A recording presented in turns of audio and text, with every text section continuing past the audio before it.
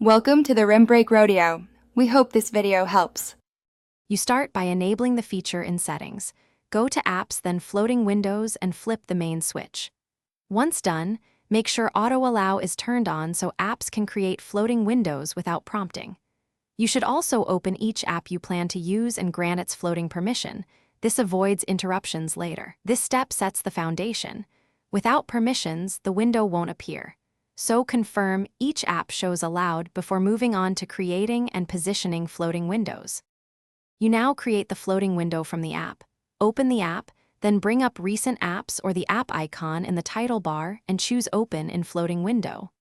Once the window appears, resize it by dragging the corners or edges and move it by grabbing the top bar. This gives you precise placement. Make sure to test interactions. Pinch to resize where supported and tap inside to focus input.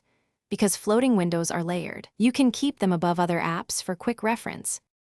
You finish by learning management controls. Tap X to close, minimize to convert to a bubble, and use Settings Floating Windows to tweak behavior.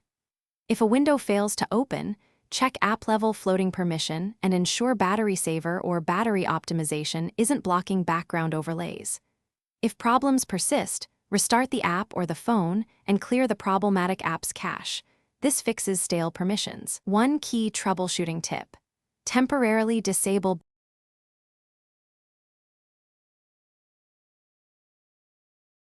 Thanks for watching. Consider subscribing if we helped you.